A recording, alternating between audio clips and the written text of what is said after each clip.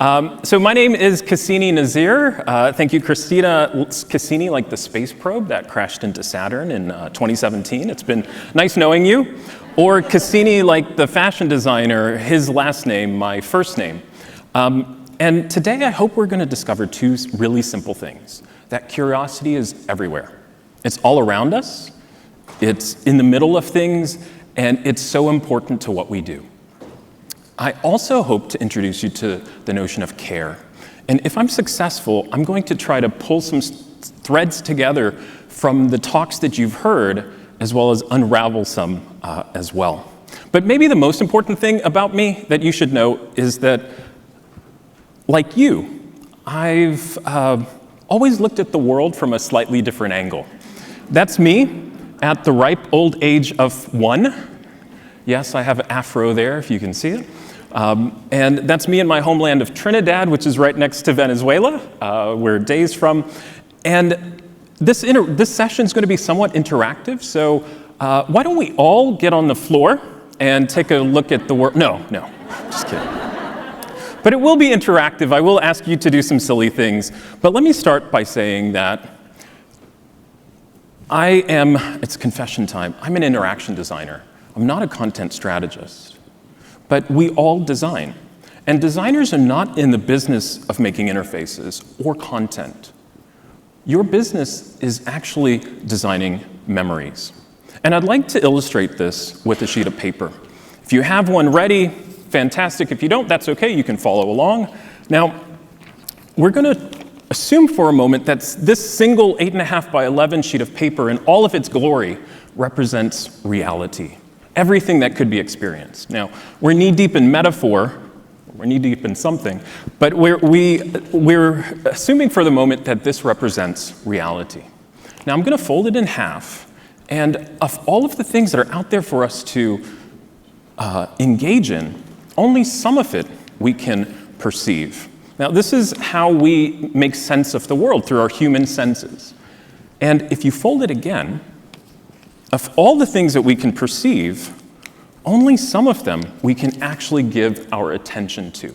I'm going to stop talking here in a second. What I want you to do is to notice what you hear that you weren't hearing before.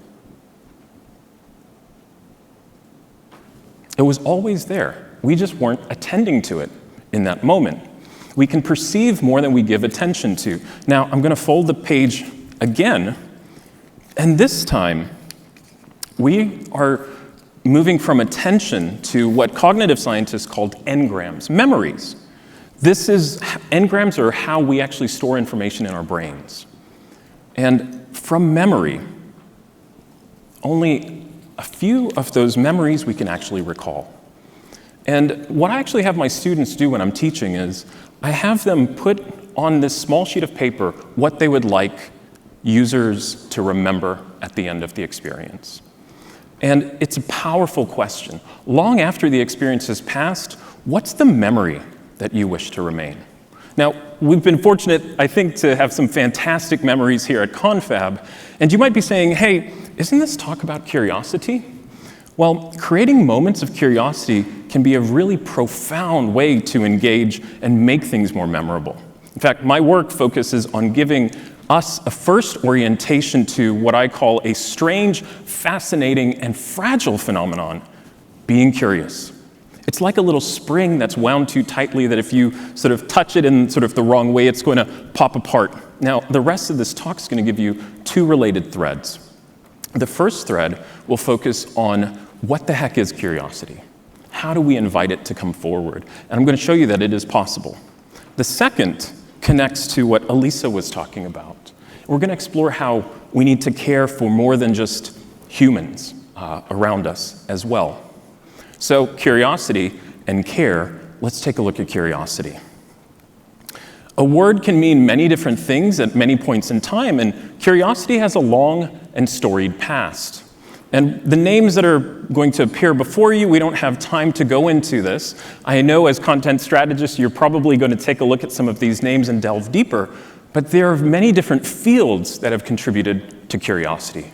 From philosophy and science, which gives us the tone and tenor of curiosity. For about 1,200 years, curiosity was viewed as a vice.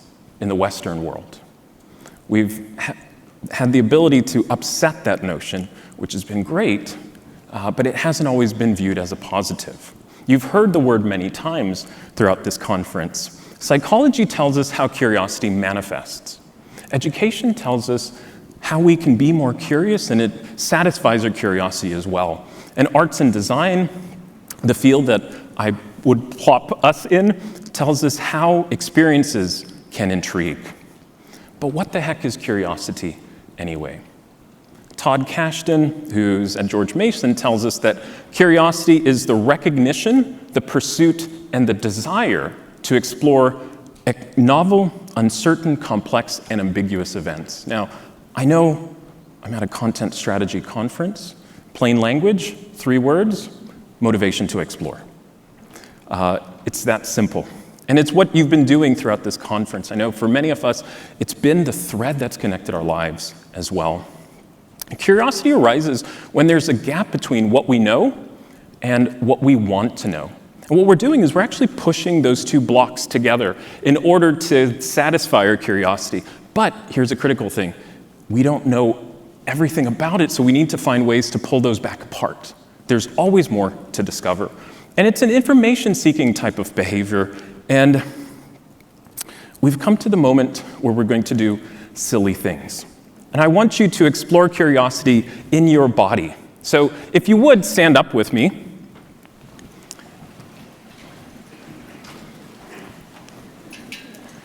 And we're going to do a little stretch, whatever's comfortable for you. Put both of your hands in the air. There we go. Maybe lean to one side. Oh yeah, doesn't that feel good? We're going to lean over to another side. That's fantastic. I just needed that, that's all. No. Both hands in the air. Here we go. We're going to put our right hand down. Now, what I want you to do is use your index finger, that's this finger, not the one next to it. Be careful. Now, what we're going to do is, no, we're not going to do that. What we're going to do is we're going to turn our fingers clockwise. That's 12, 3, 6, 9, 12, 3. And you're going to make a circle in the sky the way a clock would go, clockwise. You got it? Looks like it. Keep doing that. I once had a person who, when I said this, they did this. But they went clockwise. But keep going clockwise. There we go. Good. Now slowly, keep going clockwise. I want you to bring that down. Clockwise. Bring it down. Keep going. You got it. Good. All right. Look at your finger. Which way is it turning? Have a seat. See, if it didn't occur to you, we were looking upwards and we were turning it clockwise. All of a sudden, our situation changed, and we're still turning it clockwise, but our vantage point changed. And from our perspective, it looked counterclockwise. Our perspective depends on our angle of view, and that affects our curiosity. Curiosity is trying to look at things from multiple perspectives. You just had a moment to do that. Now, we as educators want to harness curiosity because it's powerful. And I'll show you how it can be used. But what we will try to do is we'll try to have an environment of creativity and curiosity where we either have the state or the trait of curiosity. That is, we will define processes that make creativity and curiosity more likely, or we'll bring in people like you and me to exhibit the trait of curiosity and help guide those throughout the processes of curiosity. Doing so enhances creativity and can lead to innovation. Innovation can lead to openness to change. Now, this is super powerful because in business, curiosity is also important. Now, you've probably seen these 4 words: inform, attract, engage, and delight, but in the form of a funnel. Raise your hand if you've seen this in the form of a funnel. Yeah, right? Usually with inform up at the top, wide, long space, delight at the bottom. And the metaphor here is one of, I pour some kind of viscous liquid and it just goes down. Well, the thing is that any liquid will eventually go to the bottom. So it doesn't quite work that way. I think Swiss cheese is more appropriate, and here it comes. By the way, you wouldn't be wrong for thinking these slides are a little cheesy. These are the jokes. So businesses will create efforts to inform audience about their products, but in this case it meets an impasse and it fails to attract. So they try another approach. And in this case, they inform and attract, but they fail to engage. Now, remember just a moment ago, curiosity leads to openness to change. That power of curiosity, when well placed and well executed, can create an opening or an aperture in our mind whereby we're willing to engage. Doing so can lead to engagement and delight. Now, if you do this earlier in the process and you do it superlatively well, you can even shorten the distance between informing and delighting. That's the power of curiosity. Now, coaxing it to come forward can be really, really challenging because when it does appear, it can either leave us scratching our heads completely in confusion, muttering, huh, to ourselves, or it can leave us scratching our chins, reflectively murmuring, to ourselves. Is it possible to build experiences where we avoid the where we avoid the huh, and we get to the These are very scholarly words. I am an educator.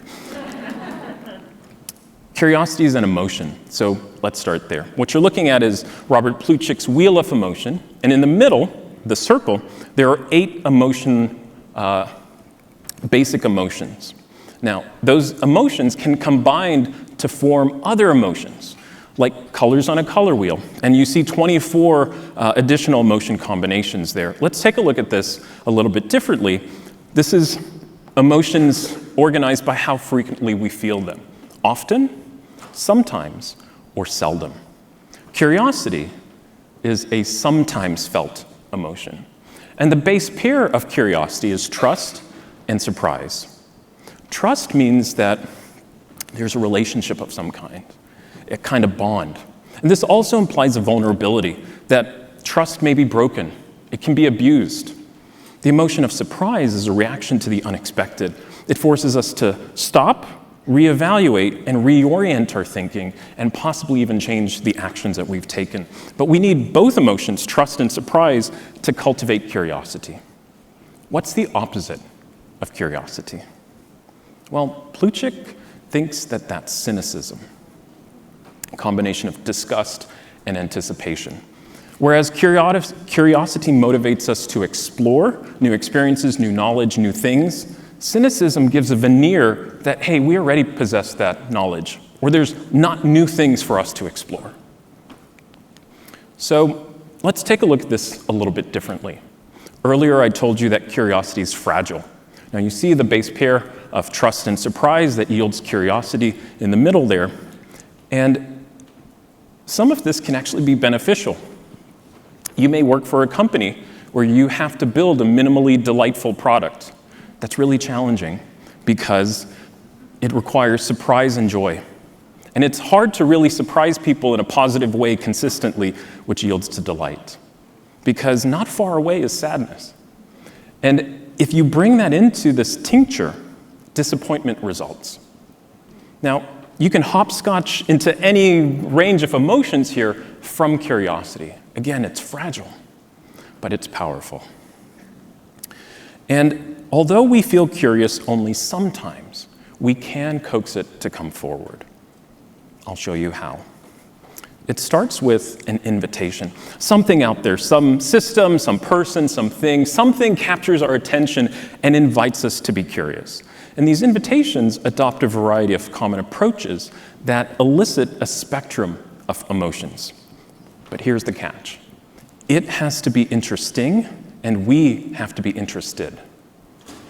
Trust is also needed here, otherwise curiosity just evaporates. Now, most invitations require us to respond in some way.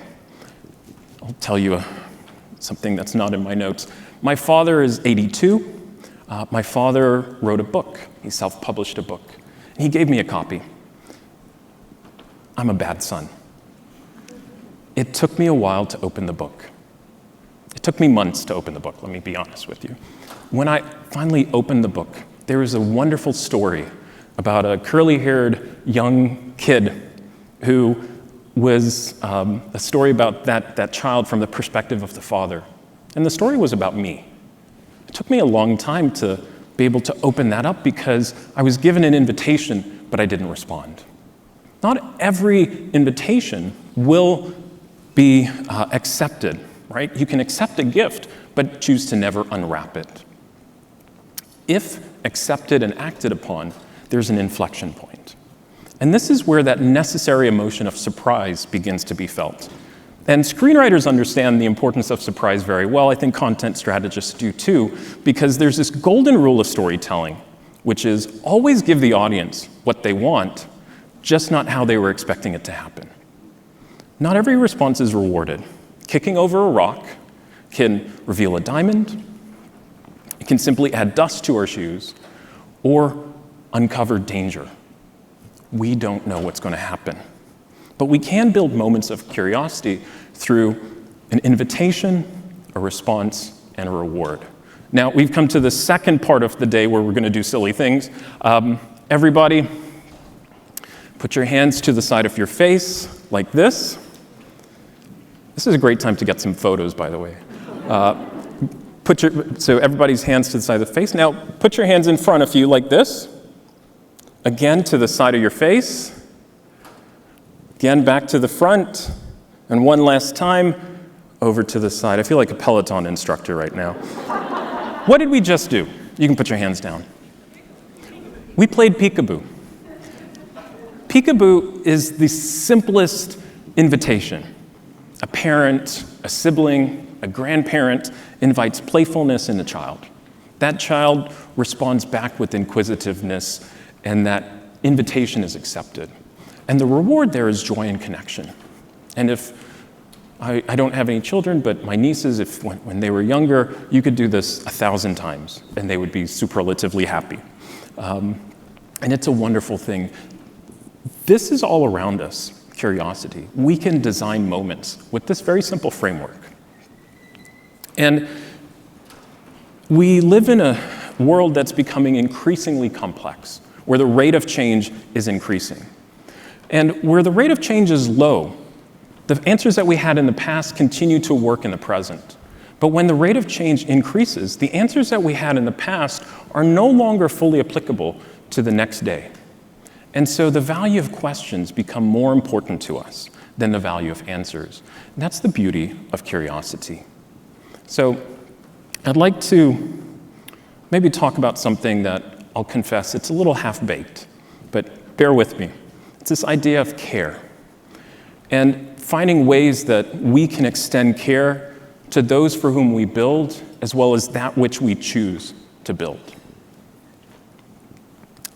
I'm a designer, as I mentioned to you, and this notion of empathy has been kind of widely considered to be a central task in design since the early days of design. Some of the early scholars said that what distinguishes design from other fields is empathy. Your mechanic doesn't quite care about you or give as much emotional attention to you in the same way that many designers have. And it's what's distinguished design from other fields. Many of our processes begin with empathy. But rightly or wrongly, empathy is under attack. And in 2019, Donald Norman wrote a fantastic article that I would encourage you to read, Why I Don't Believe in Empathic Design. And he's saying it's difficult to get into other people's heads because we often don't know what we ourselves are feeling, or maybe more importantly, why we're feeling that way. And we have difficulty understanding what those around us might be feeling. And Paul Bloom talks about this more deeply in a book that's very directly titled Against Empathy. And he says that we confuse and conflate these words, empathy, sympathy, and compassion.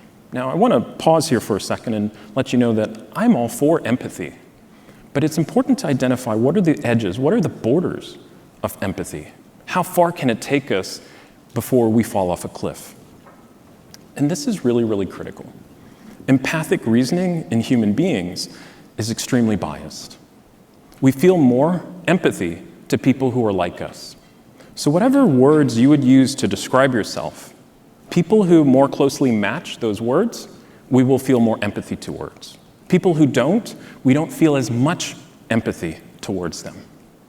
That's problematic when you're designing for millions and millions of people. We find it hard to empathize with people who are unlike ourselves. We feel more empathy towards people who are attractive, and people who disgust us, we feel no empathy at all. And having too much empathy can be weaponized by bad actors. And Bloom's book provides a number of additional examples. But I want to maybe put this in a different context. We often talk about stepping into the shoes of our users or those for whom we build. And it requires one essential step that we never talk about, which is taking off our own. And what you're seeing on the left are two sets of shoes, one individual having not taken off their shoes, putting on and trying to put on another's. And it's not what we need to do. And it's about designing for people on the left. What we need to be doing is designing with people. And Mr. Rogers is a good example. Mr. Lee, maybe another example if I'm remembering the 5-minute lightning talks as well. So let's illustrate this a little bit differently. These 4 things have something in common. Now, the first person on the left, that's James Spader. He's playing a role. Maybe you know it. It's Robert California. Kudos to you. I heard somebody say, yeah, that's awesome. The second is, you probably figured that out. That's the location of California. The third, you probably picked up on this already, is a Ferrari, California. And those immortal lines from Chris Cornell, there's an irony here. I've never been in Minnesota and said these words. I'm looking California and feeling Minnesota. Hey, Confab, how does Minnesota feel? Feels pretty good, doesn't it? Now, what do we have here? We've got a person, a place, a thing, and an idea. A person, a place, a thing, an idea. You remember 3rd grade grammar? They're all nouns. Now, empathy, again, I want to identify what are the limits that we have. I can empathize with people. We have a hard time empathizing with places, things, or ideas. You didn't apologize to the chair when you sat in it that, hey, you're going to hold me up for a little while. I'm sorry. And it didn't apologize to you for touching you in a rather intimate spot as well. But let's take a look at this a little bit more, because we can't empathize. We don't, in our 21st century mindset, we don't think of empathy as something that has to do with inanimate objects. We do think of it as something that has to do with people and human beings. And if we can empathize only with humans, and as Norman and Bloom pointed out, only in limited ways, maybe we can benefit from additional emotive capacities beyond just empathy. And so I want to add maybe to your language 2 words, curiosity and care. Because I can be curious about people, places, things, and ideas. I can also care about people, places, things, and ideas. And it's really, really important. The reason why I bring this up is that the word curious comes to us in Latin from the word cura, which literally means to care, to have concern. It's where we get our English word cure from. Now, this is very much related to something that my dentist used to tell me as a kid. All of your great ideas, I'm sure, come from your dentist. He used to tell me, it's very simple. You only have to brush the teeth that you want to keep. And when I would come in with cavities, I'd feel very guilty. But I want to connect this to what Elisa was saying a moment ago, that human-centered design is not the answer to the problems. It's part of the problems. And if we're going to sort of take what my dentist said and explode it to the largest level, well, only brush the teeth you want to keep. We only need to care for the planets that we wish to keep as well. It's in our hands, and we have the ability to do it. We have the abilities. Now, in a world of near infinite possibilities, it almost seems impossible. You wouldn't be faulted if you thought that, hey, this is a pretty daunting task to confront. So how do we begin, and how do we keep going when we do begin? So we've got to the third half of the presentation, and I'm almost done, as it says 0 right here. But I'm going to take you through the entire talk that I just gave in 20 seconds. And you're going to see a couple of slides that I left out, but what I want you to try to do is to identify, what do you notice that you didn't notice before? 20 seconds, you ready? Here we go. Okay, so a couple of slides.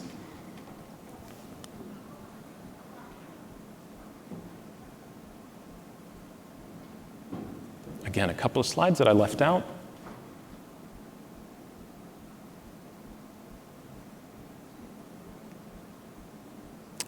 Also left out. Okay. Now, maybe you didn't notice it, so I'm going to show it to you again, except I'm going to do it in 7 seconds, and we're going to go backwards. Let's see if you notice.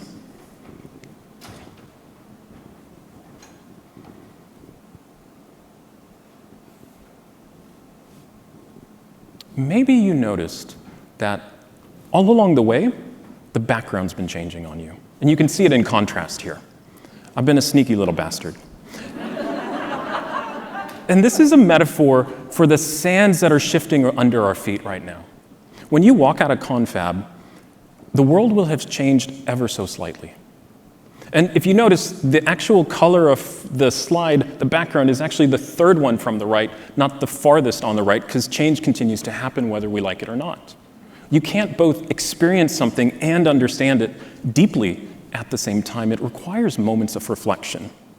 And so, as Kierkegaard has said, the irony of life is that it's lived forwards, but only understood backwards. And as you think back on Confab, I'd really encourage you to try to connect, to pull those threads that have been unraveled and that have been connected by talks.